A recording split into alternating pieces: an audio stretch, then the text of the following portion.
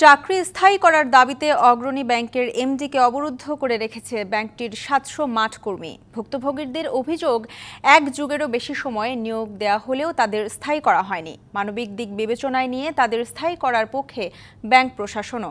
তবে নীতিমালা পরিবর্তন করার আগে আন্দোলনকারীদের দাবি সহসাই মানা সম্ভব হচ্ছে না বলেও জানান ব্যবস্থাপনা পরিচালক ও প্রধান নির্বাহী। সরকারের কাছে আন্দোলনকারীদের দাবি তুলে ধরার আশ্বাসও দেন তিনি। 2 দিন ছুটি নেওয়াতে আমাকে ম্যানেজার 15 দিন ব্যাংকে ঢুকতে দেয় নাই।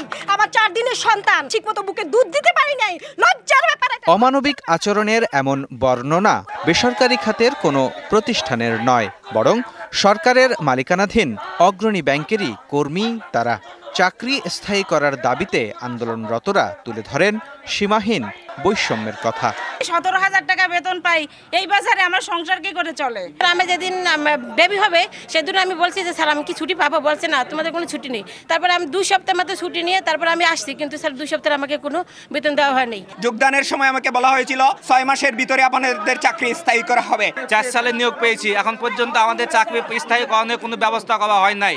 আন্দোলনকারীরা জানান, কৃষি ও ক্ষুদ্র ঋণ কার্যক্রম পরিচালনার জন্য মাঠকর্মী হিসেবে নিয়োগ দেয়া হয়েছিল তাদের।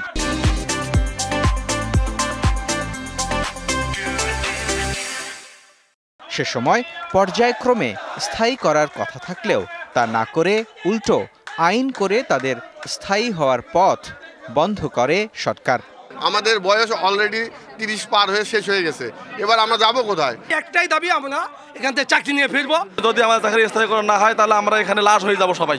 ব্যবস্থাপনা পরিচালক জানান, মানবিক বিবেচনায় নিয়ে অস্থায়ী কর্মীদের স্থায়ী করার প্রস্তাব সরকারের কাছে পাঠানো হলেও তা আমলে নেওয়া হয়নি। সে অর্গানাইজেশনকে একটা বলা ছিল যে স্থায়ীকরণের বিষয়ে এবং নতুন করে নিয়োগ দেওয়া যাবে না। তাদের জন্য আপ্রাণ চেষ্টা করবো, আমরা বোর্ডে নিয়ে পুনর্বিবেচনার জন্য সুপারিশ করে দিয়ে আমরা পাঠাবো। তাদেরকে আমি বলেছি একটু ধৈর্য ধরেন, কাজে ফিরে যান, আপনাদের প্রতি আমাদের সহানুভূতিশীল আমরা।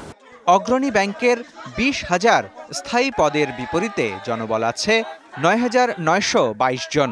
এর সঙ্গে 700 মাঠকর্মী সহ বিভিন্ন পদে প্রায় 900 কর্মী কর্মরত।